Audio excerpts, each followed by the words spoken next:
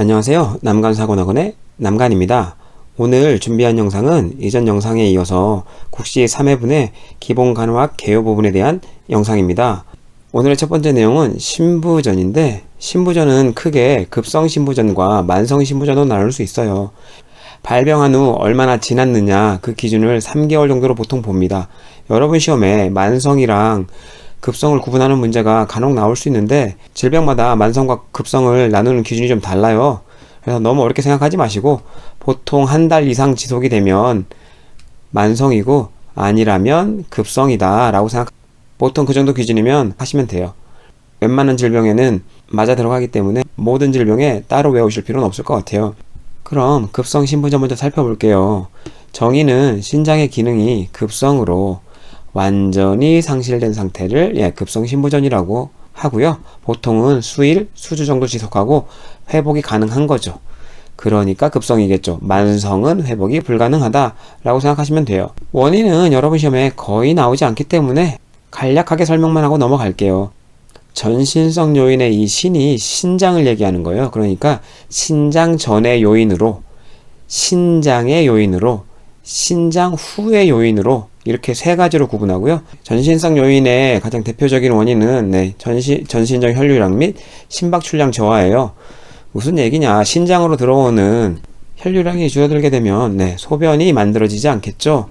그래서 전신성 요인, 신내성 요인에는 신장 자체 질환으로 인해서 신장의 구조적 변화로 인해서 소변이 만들어지지 않는 경우, 신후성 요인으로는 신장은 잘 기능하고 있는데 그 이후에 요관이나 방광, 요도의 폐쇄에 인한 신부전을 신후성 요인이라고 합니다. 진단의 경우에는 소변 검사로 당연히 소변량이 줄어들겠죠. 신장이 망가져서 혈뇨가 나올 수도 있고, 혈액 검사상으로는 가장 대표적으로 여러분 시험에 좀 나올 수 있는 게 그나마 비유엔 크레아틴 수치가 상승한다는 거죠. 비유엔은 혈중 요소 질소라고 합니다. 그래서 혈중 내에 요소 질소 양이 증가하고요. 크레아틴 양도 증가해요.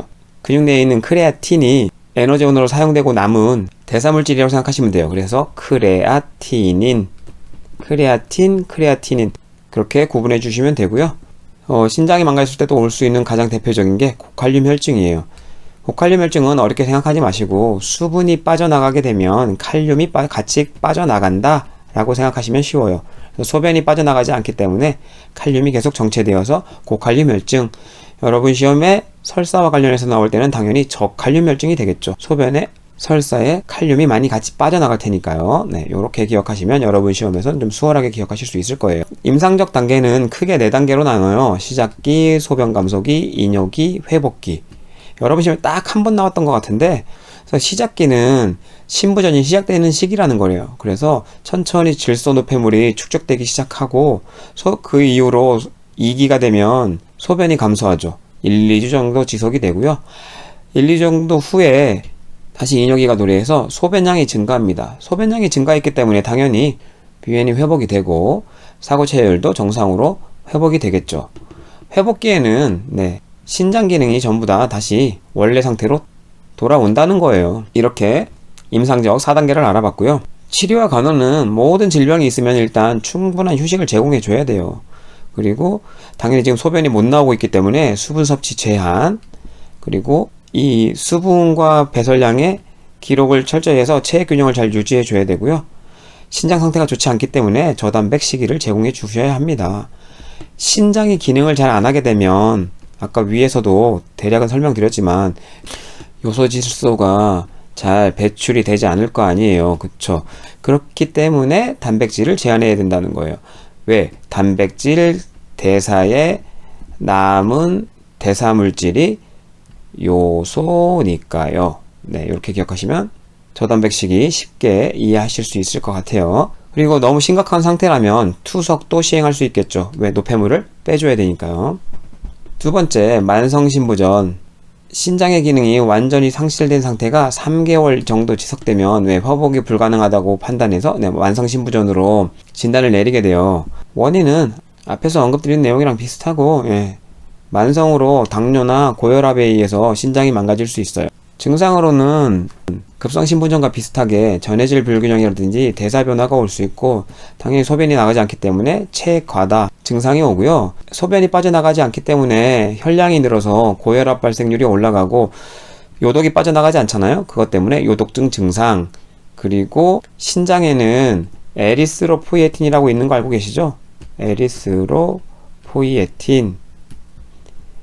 이 에리스로포이에틴이란 호르몬이 적혈구 생성을 자극하는 인자예요. 예, 그 인자가 감소하기 때문에 빈혈이 발생하겠죠. 그리고 요독증이나 전해질 불균형으로 인해서 식욕부진이라든지 피로, 무기력 등의 추가 증상들도 있을 수 있습니다. 그 중에서 여러분 시험에 요독증은 간간히 시험에 나왔던 내용이라서 조금 더 정확하게 알려드리면, 신장의 기능이 망가져서 수분염분이 축적되고 고질소혈증 등이 생기게 되면 기면이나 두통, 피로, 오심, 구토 등의 증상이 오고, 심한 경우에는 혼수 상태까지 초래할 수 있다고 합니다. 치료와 간호는 소변이 나오지 않기 때문에 수분 섭취량을 제한해야 되고, 매일 정해진 시간에 체중을 측정함으로 인해서 부종이 얼마나 발생했는지 여부를 파악할 수 있고, 시기는 급성신부전에서 설명드렸듯이 저단백 시기를 주로 하고, 칼륨이 정체가 될 수 있기 때문에 칼륨도 섭취 제한을 하게 되고, 나트륨은 수분 흡수와 부종을 초래할 수 있으므로 당연히 나트륨도 섭취 제한을 해야 돼요. 여러분 시험에는 이 시기가 시험에 굉장히 많이 출제되기 때문에 꼭 외워두시고요. 무기력이라든지 피로 같은 증상이 나타날 수 있기 때문에 충분한 열량을 섭취해 줘야 하는데, 단백질을 제한해야 되기 때문에 탄수화물 위주로 식사를 해야 된다. 고탄수화물 시기, 당연히 충분한 휴식, 혈류량이 많아지면서 혈압 조절이 필요로 할 수 있겠죠. 그리고 빈혈 치료를 위해서 에리스로포이에틴이라는 약물을 사용할 수 있겠고, 철분제, 수혈 등도 필요하다면 시행할 수 있겠어요. 만성신부전은 회복이 불가능하기 때문에 투석을 실시하게 되는데, 크게 복막투석과 혈액투석으로 나눠요. 복막투석의 경우에는 복강 안에 복막투석액을 집어넣고 삼투압 같은 기전을 활용해서 체내의 노폐물과 수분을 제거하는 방법이고, 혈액투석은 혈액투석 기계를 이용해서 신장 기능을 대체하는 거라고 생각하시면 될 것 같아요. 혈액투석 시는 루트 확보가 굉장히 중요한데, 그래서 여러분 시험에 동정맥루와 동정맥 이식에 대해서 시험에 나올 수 있어요. 이 동정맥루 이식 부위는 절대 체열도 안 되고 혈압 측정도 안 되고 800의 등도 안 돼요. 그리고 무거운 짐 같은 것도 이쪽에서는 들지 못하도록, 이런 문제들이 많이 출제가 되고 있기 때문에 여기서 알아가시면 될 것 같습니다. 동맥혈 가스 분석 검사도 여러분 시험에 가끔 출제되는데, 이번 3회분 출제 문제에도 하나가 있어서 간략하게 알려드리려고 준비해 봤어요. 그럼 동맥혈 가스 분석 검사가 뭐냐? 네, 동맥에 있는 피를 뽑아서 가스 상태가 어떤지 보는 거예요. 그 내용들엔 뭐가 있느냐? 네, 폐하, 산도를 보는 거죠. 그리고 산소의 분압이 봐요. 그 동맥혈에 산소가 얼마나 있는지, 이산화탄소가 얼마나 있는지, 그리고 중탄산염의 상태가 어떤지, 이렇게 4가지 항목을 봄으로써 우리 몸의 산소 공급 상태와 산염기 상태를 보는 거예요. 당연히 정맥이 아닌 동맥에서 체열을 하고요. 주로 요골동맥에서 체열하게 됩니다. 간혹 채취가 안 되는 경우엔 상완동맥에서 채취하긴 하지만 여러분 시험에는 요골동맥으로 나올 수 있을 거예요. 그래서 요골동맥 기억해 두시고요. 그럼 체열 시 주의사항은 뭐냐? ABGA 체열용 주사기는 헤파린 코팅이 되어 있어야 돼요. 왜? 혈액 응고가 되면 안 되거든요. 그래서 혈액 응고를 예방하기 위해서 헤파린 코팅을 해놔야 돼요. 그리고 체열된 이후 공기와 접촉하게 되면 저 공기 조성이 지금 여러분이 봐야 되는 수치가 변화가 되겠죠. 그래서 꼭 밀폐를 해야 돼요. 수치 변화가 없게끔 밀폐를 해야 되고, 체열 즉시 얼음에 담긴 용기에 담아서 검사실로 보내야 됩니다. 왜냐하면 혈액 내에 혈구들이 있잖아요. 그러면 그 혈구에 의해서 산소가 소모될 수가 있어요. 그래서 최대한 빨리 얼음에 담아서 이 세포들의 활성도를 좀 떨어뜨려서 이 산소나 이산화탄소의 변화가 없도록 하려는 거예요. 그리고 이 천자 부위가 동맥이잖아요. 그렇기 때문에 지혈을 정맥에 비해서는 굉장히 좀 오랫동안 해주셔야 돼요. 그래서 10분에서 30분 동안 지혈을 해주고, 혈중의 위험이 있기 때문에 절대 문지르면 안 된다. 이 중에서 제일 잘 나오는 문제가 당연히 얼음 담긴 용기에 넣어서 검사실로 보내고 밀폐해야 된다는 거예요. 가끔 헤파린도 나올 수 있습니다. 그래서 주의사항 이렇게 공부해 주시면 될 것 같고요. 병원에서의 화재 발생 문제도 간혹 출제돼서 여러분 시험에 나왔던 항목들을 다 정리해 봤어요. 자, 화재 발생을 확인하면 당연히 불이야를 외치고 소화전의 버튼을 눌러야 돼요. 그리고는 원내에 알려야 되잖아요. 그래서 원내 스피커, 내선 전화 등으로 상황을 알리고 119에도 신고를 해야 돼요. 여러분이 어느 사람을 우선해서 이동시킬 거냐, 이 문제가 좀 시험에 가끔 출제가 되죠. 당연히 멀쩡한 사람, 빨리 이동할 수 있는 사람이 우선이에요. 거동이 가능한 자가 우선이고, 거동이 어려운 환자가 그 다음 순위고, 중증도가 높아서 침대나 이런 걸로 옮겨야 되는 사람이 가장 마지막에 대피시켜야 되는 사람들이에요. 화재 초기에 진화가 가능하면 당연히 소화기 등으로 진압을 시도해야 되겠고, 화재 시 엘리베이터 등 뜨거워진 연기가 위로 이동하기 때문에 위험해서 사용을 권장하지 않아요. 그래서 여러분 시험에 엘리베이터 사용은 안 된다, 이렇게 기억하시면 되고, 출입문의 손잡이가 뜨겁다는 건 반대편이 화재가 발생했을 가능성이 크기 때문에 그쪽 방향으로 가면 안 돼요.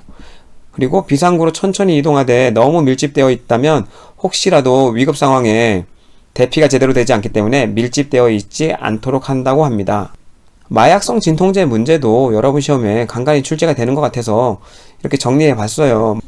마약성 진통제가 뭐냐? 아편에서 유래하거나 합성된 성분으로 만든 진통제를 이야기해요. 당연히 통증 제거와 그 완화가 주 목적인 거죠.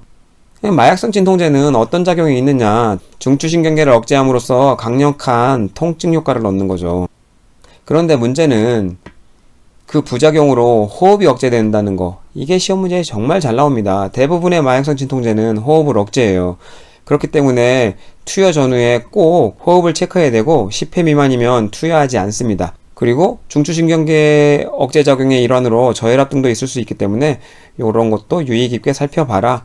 여러분 시험에 제일 잘 나오는 약물이 몰핀이에요. 몰핀 관련해서 투여 전후 호흡 체크 문제 자주 출제되기 때문에 꼭 기억하시고, 그 외에 코데인, 데메롤, 펜타닐 다 마약성 진통제이기 때문에 호흡 억제 효과가 있어요. 그렇게 간단하게 기억하시면 되고, 그리고 가끔은 이 중에 마약성 진통제가 아닌 것은, 이런 식의 문제도 내기 때문에 마약성 진통제에는 이렇게 몰핀, 코데인, 데메롤, 펜타닐 등이 있다는 것도 추가로 알아두시면 당연히 도움이 될 거예요. 그리고 여러분 시험에 가끔 이 코데인이 진통 효과로 나오기도 하지만 진해제, 기침을 억제하는 효과로도 시험에 나올 수 있기 때문에 이것도 같이 암기하셔라 라고 말씀드리고 싶네요. 이 마약성 진통제에도 안티도트, 해독제가 존재하는데, 이 해독제가 뭐냐? 날록손이다. 요런 것도 한번 시험에 나온 적이 있으니 같이 추가로 알아주시면 당연히 도움이 될 거예요. 당연히 좋겠죠. 오늘 제가 준비한 영상은 여기까지고, 다음엔 더 좋은 영상으로 찾아뵙겠습니다. 감사합니다.